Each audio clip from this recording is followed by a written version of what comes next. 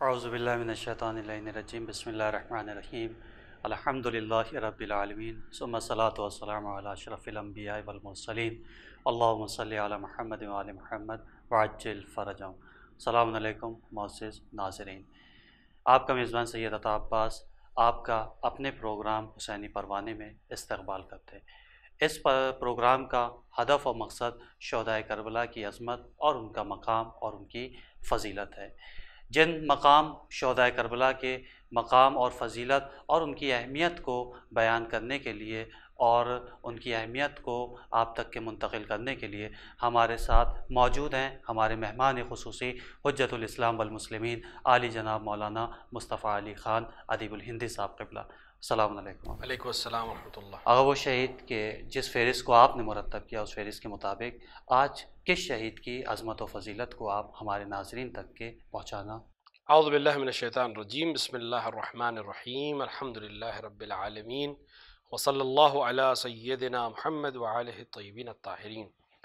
واقع کربلا میں جیسا کہ میں نے پہلے بھی عرض کیا ہے کہ بہت سے شہداء ایسے ہیں جن کے نام تکراری ہیں، یا بہت سے نام ایسے ہیں جو بار بار الگ الگ منابع میں الگ الگ طریقے سے نقل ہوئے ہیں، یا باپ کی جگہ پہ بیٹے کا نام ذکر ہو گیا ہے یا کنیت ذکر ہو گئی ہے۔ اس طرح کے اختلافات بہت زیادہ ہیں، لیکن بہرحال ہم نے چونکہ جب فہرست مرتب کی تو یہ کوشش کی کہ جتنے بھی نام جس منابع میں بھی موجود ہو، چاہے کسی ایک کتاب میں بھی آیا ہو، ہم بہرحال اس کا ذکر کر دیں کہ بعد میں اگر وہ شہداء کربلا میں سے ہیں تو ان کا ذکر ہو جائے، نہیں تو بعد کی تحقیق کرنے والوں کے لیے ایک راہ ہموار ہو جائے۔ ہم 2 یا 3 نام آج اس وقت پہلے فہرست میں بیان کر رہے ہیں کہ جن کے نام کم کتابوں میں ملتے ہیں، یا ایک ہی جیسے 2-3 نام ہیں، جن میں سب سے پہلا نام جناب جنادہ بن عمرو بن خالد سیداوی ہے۔ یہ نام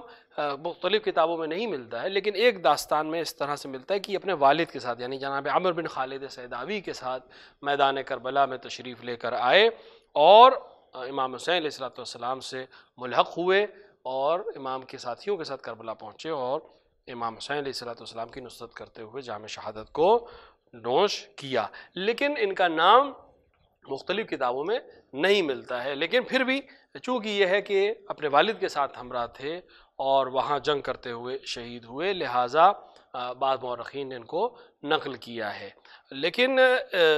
اگر ہم معتبر کتابوں کو دیکھتے ہیں تو اس میں ان کا نام نہیں ملتا ہے۔ البتہ اسی سے ملتا ہوا ایک اور نام ملتا ہے جو جنادہ بن کعب انصاری کا ہے، اور جنادہ جو بن کعب انصاری ایک مشہور نام ہے جس کو تقریباً تمام مورخین نے اپنی کتابوں میں ذکر کیا ہے، اور تمام فہرست جو شہداء کی مرتب ہوئی ہے کربلا کے اس میں آپ کا نام ملتا ہے۔ آپ کا نام جنادہ ہے اور آپ جناب کعب بن حرس انصاری جو خزرجی یعنی قبیلہ خزرج جو مدینہ کا ایک بڑا قبیلہ تھا اس سے تعلق رکھنے والے تھے، اور آپ جو امام حسین علیہ السلام کے ساتھ مکے سے ہی ملحق ہو گئے تھے۔ بعض نے اس طرح سے لکھا ہے کہ آپ جناب مسلم کی شہادت کے بعد مکے گئے اور ملحق ہوئے، تو یہ بعید لگتا ہے کیونکہ جناب مسلم کی شہادت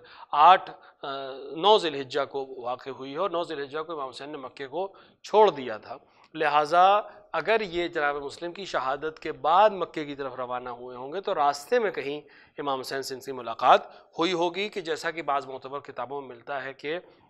مختلف مقامات پر جو مختلف منزلیں ہیں کوفے اور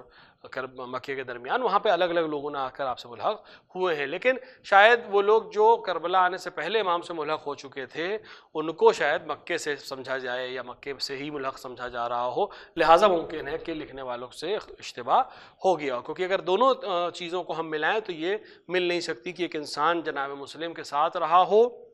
اور شہادت کے بعد مکے میں جا کر امام سے ملحق ہو، کیونکہ جناب مسلم کی شہادت کے وقت امام حسین مکہ چھوڑ چکے تھے، اور اگر نہیں بھی چھوڑا ہوتا تو 1 یا 2 دن میں یہ فاصلہ طے ہونے والا نہیں ہے۔ بہرحال اگر کوئی انسان جناب مسلم کی شہادت یا گرفتاری کے بعد مکے کے لیے روانہ ہوگا تو وہ امام حسین سے مکے میں ملاقات کر نہیں پائے گا، بیچ راستے میں ہی کہیں ملاقات ہوگی، لیکن آپ کا ملاقات ہونا امام حسین سے یہ طے ہے، اور امام حسین علیہ السلام کے ساتھ جنگ میں شریک ہونا بھی آپ کے ساتھ طے ہے، اور روز عاشوراء آپ میدان کربلا میں میدان جنگ میں تشریف لے گئے، اور آپ نے ایک جملہ ارشاد فرمایا کہ آپ نے فرمایا انا جنادہ وانا ابن الحارث لست بخوار ولا بناکت ان بیعتی حتی یسرنی وارسی الیوم شلوا فی سعید الماکس۔ اس کا مطلب یہ ہے کہ میں حارث کا بیٹا جنادہ ہوں اور میں بزدل اور کمزور ہرگز نہیں ہوں، اور نہ ہی میں اپنی بیعت کو توڑنے والا ہوں۔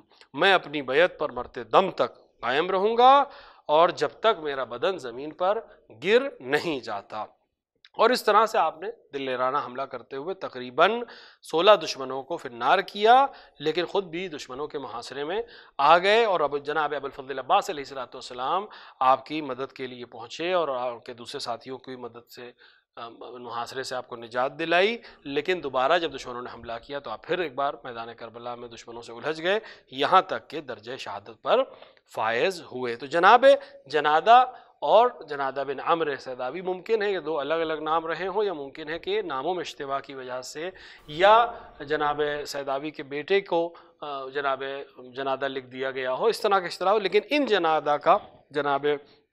جنادہ بن حارث کا میدان کربلا میں ہونا یہ بالکل طے بات ہے، اور امام حسین علیہ السلام کی نصرت کرنا اور جام شہادت کو نوش کرنا، اس کے سلسلے میں تمام مورخین نے آپ کو نقل کیا ہے، جس سے یہ ثابت ہوتا ہے کہ آپ واقعاً بہت شجاع شخصیات میں سے تھے، اور کوفے سے بہت پہلے ہی امام حسین کی نصرت کے لیے نکل چکے تھے، اور امام حسین سے ملاقات کرنے کے بعد میدان کربلا تک امام کے ساتھ رہے اور جام شہادت کو نوش کیا۔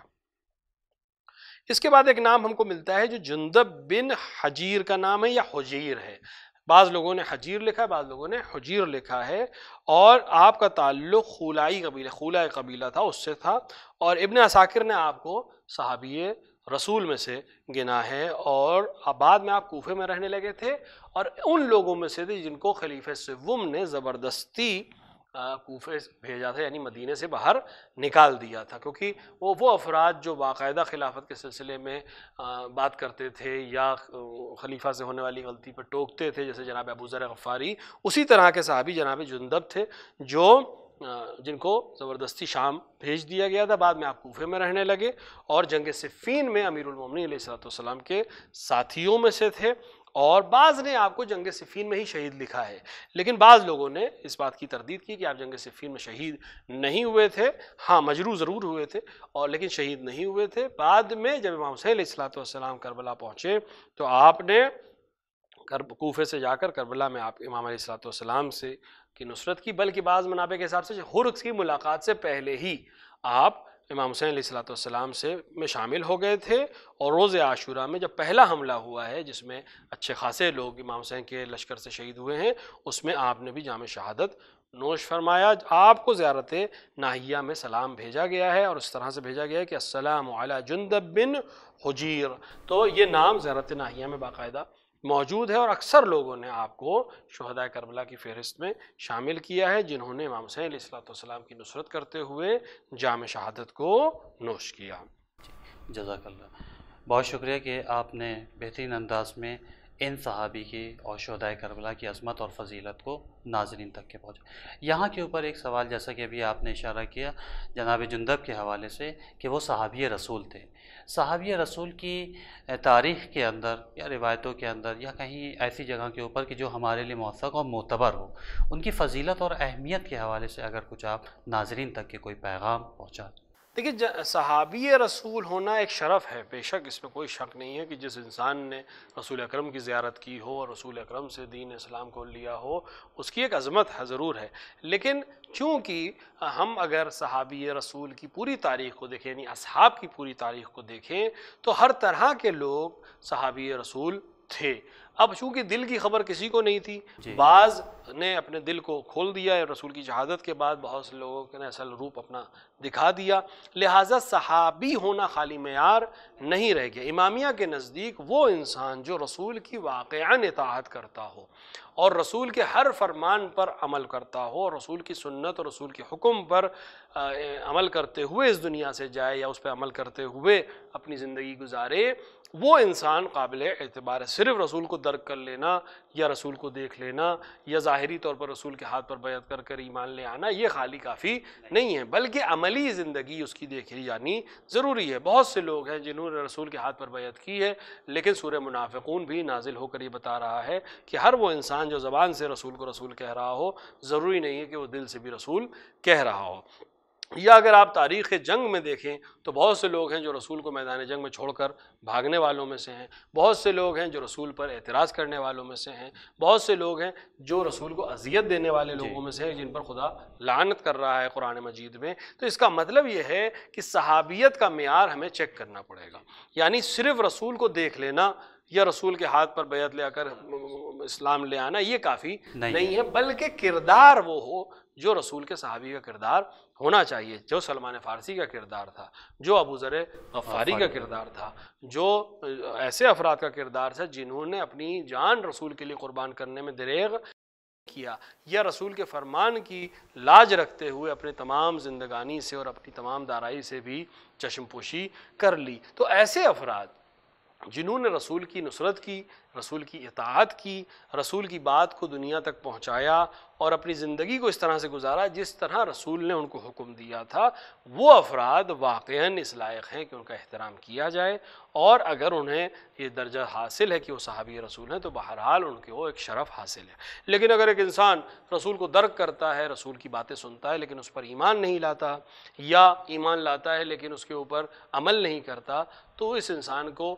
ظاہر ہی بات ہے کہ ہم کسی کا آئیڈیل پیش نہیں کر سکتے۔ تو لہٰذا وہ افراد جنہوں نے رسول کی صحابیت کو اختیار کیا اور ساتھ ہی ساتھ رسول کے فرامین پر عمل کیا، وہ قابل احترام بھی ہیں اور آئیڈیل بھی ہیں۔ انہی میں سے جناب جنادہ کا نام بھی ملتا ہے کہ جنہوں نے رسول کی صحابیت کا شرف بھی حاصل کیا، امیر المومنین کی انصار ہونے کا شرف بھی حاصل کیا، اور میدان کربلا میں بھی جام شہادت نوش کر کے اپنے واقعی صحابی ہونے کے کردار کو پیش کیا کہ کل رسول کی نصرت کی تھی، وقت کے امام امیر المومنین کی نصرت کی تھی، اور آج کے امام حسین کی نصرت کرتے ہوئے میں جام شہادت کو نوش کر رہا ہوں۔ جی بے شک، یعنی صحابیت کا معیار فقط پیغمبر اسلام کو دیکھ لینا یا ان کو درک کر لینا کافی نہیں ہے، بلکہ صحابیت کا معیار وہ اپنے کردار کو کردار پیغمبری اور اپنے اخلاق کو اخلاق پیغمبری اور ان کی اطاعت پہ عمل کرنا، یہ اصلی معیار ہے ایک صحابی ہونے کا۔ جزاک اللہ کہ بہترین انداز میں آپ نے اس پیغام کو ناظرین تک کے پہنچایا کہ آج واقعاً یہ سوال عموماً یہ مطرح ہوتے ہیں اور بیان ہوتے ہیں کہ صحابی رسول کی اصلی تعریف اور ڈیفینیشن کیا کی جائے گی، لہذا یہ ضروری تھا شاید میرے حوالے سے اور ناظرین کے لیے بھی یہ بہت ہی بہترین راستہ ہے کہ یہاں کے اوپر مولانا کے ذریعے سے بہت سے پیغامات ایسے کہ جو انسان کی زندگی میں بہت سے سوالات کو لے کے آتا ہے اور انسان اس الجھن میں پشو پیش ہو جاتا ہے اور پریشانی میں آ جاتا ہے کہ اس سوال کا اصلی جواب کیا ہوگا۔ ان تمام سوالوں کو آپ کی خدمت میں اس پروگرام کے ذریعے سے کوشش یہ رہے گی کہ وہ سوالات آپ کے جو دل و ذہن میں آتے ہیں اس کے جوابات آپ تک کے پہنچائے جا سکے۔ اگلے شہید کہ جن کے مقام اور فضیلت کو آپ بیان کرنا چاہتے ہیں وہ ناظرین محترم تک کے آپ منتقل فرمائیں۔ ایک نام ہے جس کو معتبر اور کتابوں میں ذکر نہیں کیا گیا، لیکن بعض مؤخرین نے خصوصاً اماد زادہ مرحوم نے اپنی کتاب میں ان کو شہید کربلا کے عنوان سے ذکر کیا ہے، وہ اور انہوں نے زیارت ناہیہ کے حوالے سے جناب جندب حضرمی کا نام نقل کیا۔ لیکن جب ہم زیارت ناہیہ کو جا کر دیکھتے ہیں تو وہاں ہمیں سلام ملتا ہے السلام علی عمر بن جندب حضرمی۔ اس کا مطلب ہے کہ ان سے نقل کرنے میں اشتباہ ہوا ہے، بجائے عمر بن جندب حضرمی نقل کرنے کے انہوں نے جندب حضرمی باپ کا نام کو نقل کر دیا اور بیٹے کے نام کو غلطی سے یا کتابت کی غلطی سے وہ حذف ہو گیا، لہٰذا جندب حضرمی خود شہید نہیں ہیں بلکہ ان کے بیٹے عمر بن جندب حضرمی شہداء کربلا میں ہیں۔ لیکن چونکہ امام زادہ نے نقل کیا تھا لہٰذا ہم نے یہاں پہ اس کو نقل کرتے ہوئے یہ بات تحریر کر دی اور ناظرین کے سامنے بھی ہم بیان کر رہے ہیں کہ جندب حضرمی یہ غلط اشتباہ ہوا ہے، اصل عمر بن جندب حضرمی شہید کربلا ہیں، کیونکہ انہوں نے جو امام زادہ نے حوالہ دیا تھا وہ بھی زیارت ناہیہ کا ہے اور زیارت ناہیہ میں نام موجود نہیں ہے بلکہ بیٹے کا نام موجود ہے، تو ممکن ہے خط جو کتابت پہنچی ہو اس میں علی ہٹ گیا ہو جی اور اشتباہ ہو گیا اور ایسا امکان میں ہے۔ اس کے بعد جو نام ہے وہ بہت معتبر نام ہے، بہت مشہور نام ہے، اور تقریباً تمام شہداء کربلا میں جو ممتاز افراد ہیں ان میں سے ایک نام ہے، اور وہ نام جناب جون کا ہے جو غلام تھے جناب ابو ذر غفاری کے۔ آپ کے بہت سے نام تاریخ میں ملتے ہیں جن میں سے جویر بن مالک اور جون بن مالک یا جون بن جوی یا جون بن جوی، اور اسی طرح جون بن حری اور جون بن حووی، یہ کئی نام ملتے ہیں، لیکن جو مشہور آپ کو ہے وہ جون بن حووی کے نام سے یہ مشہور کیا گیا، اور آپ جو تھے آپ کا تعلق جو ہے آپ غلام تھے، سیاہ فام غلام تھے، اور امیر المومنین علیہ الصلوۃ والسلام نے فضل بن عباس بن عبد المطلب سے، یعنی اپنے چچا زاد بھائی سے ان کو 150 دینار میں خریدا تھا اور جناب ابو ذر غفاری کو ہدیے کے طور پر دے دیا تھا۔ اس زمانے میں غلام کی خرید و فروخت ہوتی تھی۔ البتہ میں یہاں ناظرین کی خدمت میں عرض کر دوں کہ اسلام غلامی کو بڑھانے کے لیے نہیں آیا تھا یا اس کی ترویج کرنے کے لیے نہیں آیا تھا، بلکہ اسلام اس لیے آیا تھا کہ غلامی کو ختم کر دے۔ لیکن اگر ہم اس وقت کے حالات کو دیکھیں گے، اکنامک سسٹم کو پڑھیں گے، سوشل سسٹم کو پڑھیں گے، تو ہماری سمجھ میں آ جائے گا کہ یہ ایسا فیصلہ نہیں تھا کہ ہم ایک دن میں اعلان کر دیتے پیغمبر اکرم کہ آج سے غلامی نہیں ہوگی، کیونکہ غلام ایک بہت ایسی چیز تھی جو بہت زیادہ رائج تھی، پہلی بات۔ دوسری بات یہ کہ وہ انسان تھے، کوئی چیز تھی نہیں کہ اس کو ہٹا دیا جائے، انسان تھے۔ اگر ایک دن میں فیصلہ کر دیتے رسول اکرم کہ آج سے کوئی غلام نہیں ہے، تو یہ غلام جو کسی اور کی ذمہ داری تھا یہ ایک دم آزاد ہو جاتا، اور یہ اتنے سارے لوگ آزاد ہو جاتے جن کے اوپر کسی کی سرپرستی نہیں ہوتی، تو یا وہ بغاوت کرتے یا وہ چوری و لوٹ مار اس طرح کی چیزوں میں یا حرام میں مبتلا ہوتے۔ لہٰذا پیغمبر اکرم نے ایک سسٹمیٹک وے میں ان کو آزاد کرانے کا سسٹم بنایا کہ جیسے کسی نے قسم توڑی غلام آزاد کرے، روزہ چھوڑا غلام آزاد کرے، اسی طرح راہ خدا میں غلام آزاد کرے۔ امیر المومنین علیہ السلام نے اپنی محنت سے، اپنی مشقت سے 1000 غلام خرید کر آزاد کیے۔ 1000 غلام خریدنا گویا آج کے زمانے میں آپ یہ سمجھیں کہ کوئی 1000 گاڑیاں خریدے اور لوگوں کو ایسی بانٹ دے یا ان کو آزاد کر دے، تو بہت مہنگی چیز ہوتی تھی اس زمانے میں۔ ایک ایسیس ہوتا تھا جس کو غلام کہا جاتا تھا، اور غلام پوری ذمہ داری ہوتا تھا مالک کی۔ تو اس طرح سے اسلام نے سسٹم بنایا کہ دھیرے دھیرے غلام اور کنیز ختم ہو جائے، اور نتیجتاً آج دیکھیں دنیا میں کہیں کوئی غلام نہیں ہے۔ تو اسلام آیا تھا ختم کرنے کے لیے، لیکن اس نے سسٹم سے اس کو ختم کیا۔ لیکن لہٰذا چونکہ اس وقت رائج تھا، لہٰذا ائمہ بھی غلام خریدتے تھے، آزاد کرتے تھے، کچھ کو آزاد کرتے تھے، کچھ کو کسی کو ہدیہ میں دیتے تھے، کہ نتیجے میں وہ بعد میں پھر آزاد ہو جاتا تھا۔ امام علی علیہ السلام نے بھی ان کو فضل بن عباس بن عبد المطلب سے خریدا، جناب ابو ذر غفاری کو ہدیے میں دے دیا۔ جناب ابو ذر غفاری نے جلا وطنی کی زندگی بہت گزاری، کبھی لبنان بھیج دیے گئے، کبھی شام بھیج دیے گئے، کبھی ربضہ بھیج دیے گئے، یہ ہمیشہ آپ کے ساتھ رہے۔ اور جب ربضہ میں جناب ابو ذر غفاری کی شہادت واقع ہو گئی تو آپ مدینے آتے ہیں، پھر امیر المومنین کی خدمت میں رہتے ہیں، اور امیر المومنین کے بعد جناب امام حسن کی خدمت میں رہتے ہیں۔ اب ظاہر سی بات ہے عمر بہت زیادہ ہو چکی تھی، امام حسن کی شہادت کے بعد آپ امام حسین کی خدمت میں آ جاتے ہیں، اس عنوان سے کہ اب آپ امام کے ساتھ ہی رہیں گے۔ عمر اب بہت بڑھ چکی تھی، تو امام کے ساتھ کوئی غلام کی حیثیت سے نہیں رہتے تھے، بس اس لیے کہ امام کے ساتھ ہیں اور امام کی خدمت میں رہنا چاہتے تھے، لہٰذا امام کے ساتھ رہتے تھے۔ واقع کربلا میں روز عاشورہ جب آپ امام کی خدمت میں حاضر ہوئے اور آپ نے اذن جہاد مانگا، تو امام نے فرمایا کہ نہیں، تم اپنی زندگی کے آخری لمحات اور اپنی آخری زندگی جو تھی، کچھ زندگی بچی ہوئی، سکون سے گزارنے کے لیے ہمارے ساتھ آئے تھے، میں تمہیں مرنے کی اجازت کیسے دے سکتا ہوں؟ تو اس نے ہاتھ جوڑ کر عرض کیا کہ یا فرزند رسول، میں کیسے عیش میں رہ سکتا ہوں جب آپ مصیبت میں گرفتار ہیں، اور اس سے بہتر کیا ہوگا کہ میں آپ کی نصرت میں اپنی جان کو قربان کر دوں، اور میں کس طرح سے آپ کو آسانی میں، سختی میں چھوڑ کر آسانی اور کی تلاش میں اور عیش کی تلاش میں چلا جاؤں۔ یہ صحیح ہے کہ میرا بدن جو ہے اس میں سے بو آتی ہے، میرا خون جو ہے اس کا رنگ دوسرا ہے، میری کھال ہے اس کا رنگ دوسرا ہے، اور آپ باشرف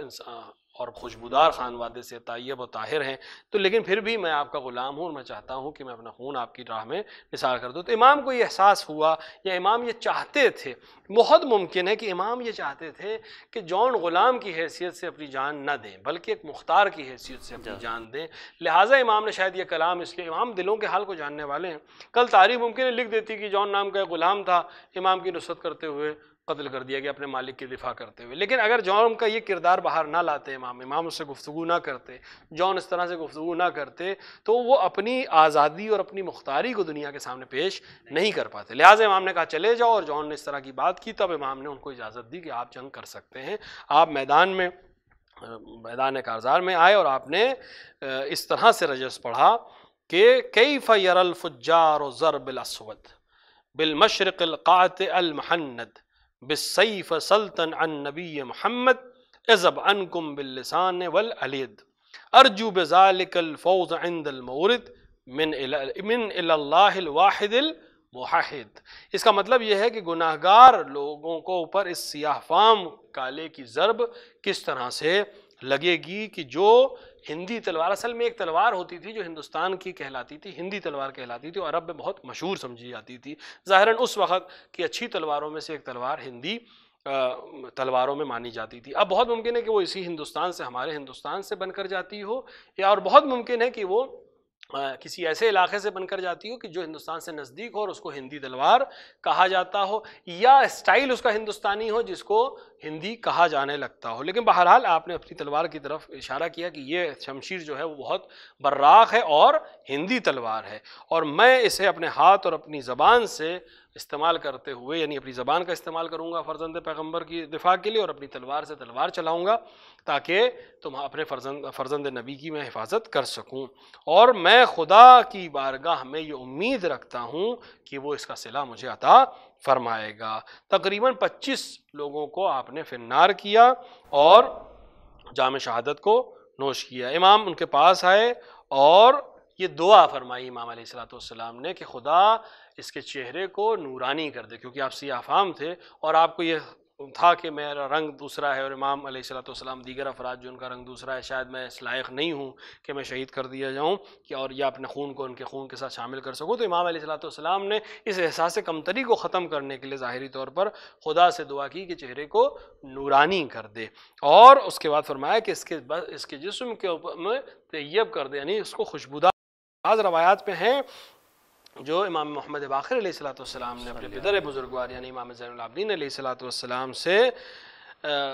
نقل کیا ہے کہ جون کی شہادت کے 10 دن کے بعد بھی ان کے جنازے کے قریب سے مشک اور عنبر کی خوشبو آتی تھی، جو دراصل امام حسین علیہ السلام کی دعا کا نتیجہ تھا، کہ جس کی وجہ سے امام کے اس شہید کے بدن سے خوشبو بھی آتی تھی اور اس کا چہرہ بھی نورانی ہو گیا تھا۔ یہاں پر میں اس بات کی طرف بھی اشارہ کر دوں کہ دیکھیں، امام نے یہ نہیں کہا کہ اس کا چہرہ سفید کر دے، امام نے کہا اس کا چہرہ نورانی کر دے۔ اسلام کالے اور سفید کا امتیاز نہیں سمجھتا، ہاں نورانیت ایک ایسی چیز ہے جو ہر چہرے پہ آ سکتی ہے، جو الہی ہو جائے، یعنی جو اس کا رنگ الہی ہو جائے، جس کی بو الہی ہو جائے، جس کی وجہ الہی ہو جائے، وہ اس کے چہرے پہ خدا نور دیتا ہے، اور نور کا رنگ سے تعلق نہیں ہوتا ہے۔ تو خداوند عالم کی راہ میں اگر ایک سیاہ فام غلام بھی اپنی جان کو نثار کرتا ہے اور امام علیہ السلام اس کے لیے دعا کرتے ہیں، تو خدا اس کے چہرے کو نورانی کر دیتا ہے۔ نورانی کا مطلب بہت سے لوگوں کے ذہن میں کہ اس کا چہرہ سفید کر دے، نہیں، سفید نہیں ہے، مراد یہ ہے کہ چہرہ نورانی ہو جائے، یعنی اس کے اوپر نور آ جائے، یعنی اس کے اندر چمک آ جائے، اس طرح سے کہ لوگوں کو وہ اچھا دکھائی دے۔ بہت سے لوگوں کو رنگ کالا رنگ اچھا نہ لگے، یا سیاہ فام ہونے کی وجہ سے اس کو لگے کہ اس کے چہرے پہ نورانیت نہیں ہے، تو امام کی دعا یہ تھی کہ ان کے چہرے پر نور آ جائے اور جسم سے خوشبو آئے، اور جیسا کہ امام نے فرمایا کہ 10 دن بعد بھی آپ کے بدن اطہر سے خوشبو اور معطر اور مشک و عنبر کی مہک آتی تھی۔ اور اس غلام کو جو دنیا کی نظر میں غلام تھا، اس کو امام نے ایک مختار کی حیثیت سے، ایک آزاد کی حیثیت سے جان قربان کرنے کا شرف دیا، اور انہوں نے اپنی جان قربان کر کے اپنے آپ کو عظیم مرتبہ دیا کہ کاش ہم بھی ان کے ساتھ ہوتے اور میدان کربلا میں اس عظیم درجے کو حاصل کر پاتے۔ جزاک اللہ۔ ناظرین محترم، جناب جون کے حوالے سے جو پیغام ابھی دنیا تک کے اور آپ تک کے مولانا نے پہنچایا ہے، اس پیغام کے اندر کچھ اہم باتیں تھیں۔ وہ یہ تھی کہ یہ اسلام غلامی کو ختم کرنے آیا تھا، لہذا آج بہت سے لوگ اسلام کی جو ڈیفینیشن اور تعریف ہے وہ غلط کرتے ہیں۔ لہذا غلامی کو پرورش اور تربیت کے لیے نہیں آیا تھا، بلکہ غلامی کو اس صفحہ ہستی سے نیست و نابود کرنے کے لیے پروردگار عالم نے اسلام اور دین اور انبیاء علیہ السلام کو اور قرآن کو بھیجا۔ بہت شکریہ آغا کہ آپ نے اپنا قیمتی وقت کو نکالتے ہوئے اس پروگرام میں شرکت کی، اور اپنے بیان کے ذریعے سے اور اپنی تحقیق کے ذریعے سے شہدائے کربلا کی عظمت اور ان کی اہمیت کو ناظرین محترم تک کے پہنچایا۔ لہذا اس سلسلے کو انشاءاللہ جاری و ساری رکھا جائے گا۔ اس سلسلے میں ہمارے ساتھ جڑے رہیں گے حجت الاسلام والمسلمین علی جناب مولانا مصطفیٰ علی خان ادیب الہندی صاحب قبلہ، کہ جو اپنے پیغام کے ذریعے سے، اپنے تحقیق کے ذریعے سے شہدائے کربلا کی عظمت اور ان کی فضیلت کو آپ تک کے پہنچائیں گے۔ آخر میں آپ سے اجازت چاہیں گے اس التماس اور دعا کے ساتھ کہ نیچے دیے گئے نمبرز کے اوپر اپنے رائے اور اپنے مشورے کے ذریعے سے